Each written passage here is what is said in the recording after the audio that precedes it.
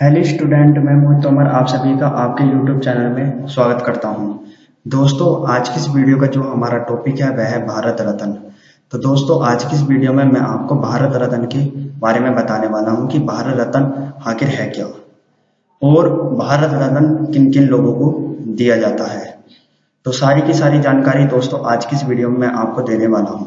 तो दोस्तों, वीडियो शुरू करने से पहले आप सभी से रिक्वेस्ट है, यदि आपने अभी तक हमारे YouTube चैनल को सब्सक्राइब नहीं किया है तो दोस्तों सब्सक्राइब कर दीजिए तथा उसके आगे की बेल आइकन भी प्रेस कर दीजिए, ताकि दोस्तों जब भी मैं नई वीडियो अपलोड करूं उस वीडियो की नोटिफिकेशन आपको सबसे पहले मिल सके। तो शुरू करते हैं दोस्तों आज की इस वीडियो को। तो दोस्तों देखिए, हमारा नंबर 1 पॉइंट है भारत रत्न भारत का सर्वोच्च नागरिक सम्मान है। इसे राष्ट्रीय सेवा के लिए दिया जाता है। इन सेवाओं में कला, साहित्य, विज्ञान, सार्वजनिक सेवा और खेल शामिल हैं। तो दोस्तों देखिए, भारत रत्न जो है भारत का सबसे बड़ा पुरस्कार है, या कह सकते हैं दोस्तों भारत का सबसे बड़ा नागरिक सम्मान है। जिसको भी यह पुरस्कार दिया जाता है वो सबसे श्रेष्ठ व्यक्ति होता है, क्योंकि ये सबसे बड़ा सर्वोच्चम नागरिक सम्मान होता है। दोस्तों, यह दोस्तों सम्मान केवल उन्हीं व्यक्तियों को दिया जाता है जिन्होंने राष्ट्र के लिए योगदान दिया हो या राष्ट्र के लिए कोई सेवा का काम किया हो। अब दोस्तों, आप चाहें तो इन सेवाओं को अलग अलग क्षेत्रों में दे सकते हैं राष्ट्र के लिए। चाहे आप कला के क्षेत्र में राष्ट्र की सेवा कर सकते हैं, साहित्य के क्षेत्र में आप राष्ट्र की सेवा कर सकते हैं, विज्ञान के क्षेत्र में आप राष्ट्र की सेवा कर सकते हैं, सार्वजनिक सेवा में भी दोस्तों आप जैसे कोई भी अपने जीवन में यदि राष्ट्र के लिए कुछ काम करते हैं तो भी दोस्तों आपको ये सम्मान दिया जाएगा। यदि दोस्तों आप खेल के क्षेत्र में राष्ट्र के लिए कुछ योगदान देते हैं तो भी दोस्तों आपको इस सम्मान से सम्मानित किया जाएगा। तो दोस्तों, आपको समझ में आ गया होगा कि भारत रत्न कितना बड़ा पुरस्कार है और ये किन किन क्षेत्रों में दिया जाता है। दोस्तों, आते हैं पॉइंट नंबर 2 पर। यह सम्मान उन व्यक्तियों को दिया जाता है जिन्होंने देश के लिए किसी भी क्षेत्र में महत्वपूर्ण कार्य किए हों, अपने अपने क्षेत्रों में अच्छे कार्य करते हुए अंतर्राष्ट्रीय स्तर पर देश का गौरव बढ़ाया हो।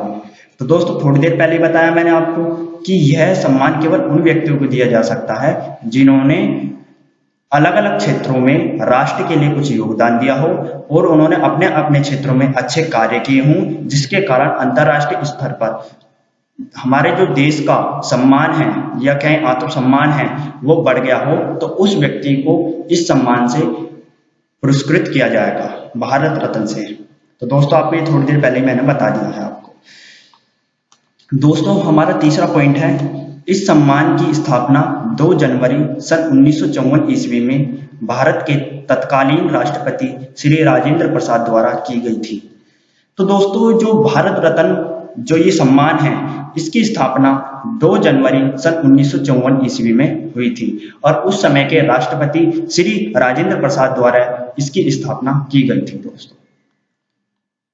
दोस्तों, हमारा चौथा पॉइंट है, प्रधानमंत्री द्वारा भारत रत्न दिए जाने की सिफारिश राष्ट्रपति से की जाती है। इसके लिए कोई औपचारिक सिफारिश आवश्यक नहीं होती है।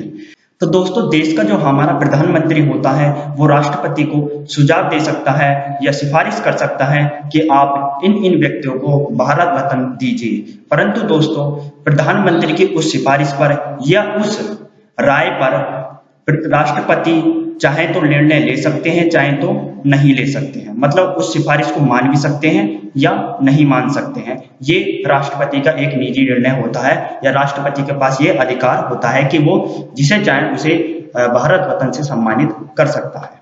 उसे किसी की सिफारिश की भी आवश्यकता नहीं है, फिर भी प्रधानमंत्री चाहे तो सिफारिश दे सकता है राष्ट्रपति को। दोस्तों, हमारा 5वां पॉइंट है, प्रारंभ में इस सम्मान को मरणोपरांत देने का कानून नहीं था। यह कानून 1955 में बाद में जोड़ा गया। तत्पश्चात 14 व्यक्तियों को यह सम्मान मरणोपरांत प्रदान किया गया। तो दोस्तों, जब भारत रत्न पुरस्कार की स्थापना की गई थी उस समय यह पुरस्कार केवल जीवित व्यक्तियों को ही दिया जा सकता था जिन्होंने राष्ट्र के लिए कुछ योगदान दिया हो। केवल जीवित होने चाहिए वो व्यक्ति। परंतु दोस्तों, 1955 के बाद इसमें संशोधन करा गया, इसमें बदलाव किए गए। फिर इसमें यह जोड़ा गया कि मरने के बाद भी किसी भी व्यक्ति को उसे भारत रत्न से सम्मानित किया जा सकता था। उसके बाद 14 व्यक्तियों को यह सम्मान मरणोपरांत प्रदान किया गया था, मतलब जिनकी मृत्यु हो गई थी महापुरुषों की और उनका राष्ट्र के लिए योगदान था, उन महापुरुषों को भारत रत्न से सम्मानित किया गया था।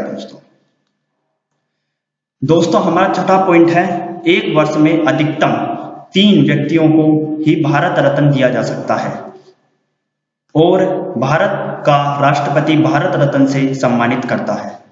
तो दोस्तों एक वर्ष के अंदर आप केवल 3 व्यक्तियों को ही भारत रत्न से सम्मानित कर सकते हो और भारत रत्न से सम्मानित केवल भारत का राष्ट्रपति ही कर सकता है। तो आप ऐसा नहीं है कि कितने को भी भारत रत्न दे सकते हो, आप केवल एक वर्ष में 3 व्यक्तियों को भारत रत्न से क्या कर सकते हो दोस्तों, सम्मानित कर सकते हो। तो दोस्तों आपको ये पॉइंट भी समझ में आ गया होगा। दोस्तों हमारा 7वां पॉइंट है, मूल रूप से इस सम्मान के पदक का डिजाइन 35 मिमी गोलाकार स्वर्ण मेडल था जिसमें सूर्य बना था, ऊपर हिंदी में भारत रत्न लिखा था और नीचे पुष्प हार था और पीछे की तरफ राष्ट्रीय चिन्ह और मोटो था। फिर इस पदक के डिजाइन को बदलकर तांबे के बने पीतल के पत्ते पर प्लेटिनम का चमकता सूर्य बना दिया गया, जिसके नीचे चांदी में लिखा रहता है भारत रत्न और यह सफेद फीते के साथ गले में पहना जाता है। तो दोस्तों जब हमारा भारत रत्न जो सम्मान है, जो पुरस्कार है, इसका जो डिजाइन बनाया गया था उस समय पहले जो बनाया गया था, ये 35 मिमी गोलाकार स्वर्ण मेडल था जिसमें दोस्तों सामने सूर्य बना था, ऊपर हिंदी में भारत रत्न लिखा था और नीचे दोस्तों पुष्प हार था और पीछे की तरफ राष्ट्रीय चिन्ह और मोटो था। तो इस पदक का ये डिजाइन था। फिर दोस्तों बाद में इस पदक का डिजाइन को बदला गया और बदलकर तांबे के बने पीतल के पत्ते पर प्लेटिनियम का चमकता सूर्य बना दिया गया और जिसके नीचे दोस्तों चांदी में लिखा रहता है भारत रत्न और यह सफेद फीते के साथ गले में पहना जाता है। तो दोस्तों इस पॉइंट में से बहुत सारे क्वेश्चन बन जाते हैं जो कि पूछे जाते हैं कंपटीशन लेवल में। तो बहुत सारी भारत रत्न से क्वेश्चन बन के आते हैं दोस्तों। तो आपको भारत रत्न के बारे में सारी जानकारी होनी चाहिए कि भारत रत्न आखिर है क्या। तो दोस्तों यदि आपको हमारी ये वीडियो पसंद आई है तो लाइक, सब्सक्राइब, शेयर जरूर कीजिए। दोस्तों आपका हमारी वीडियो देखने का बहुत बहुत धन्यवाद।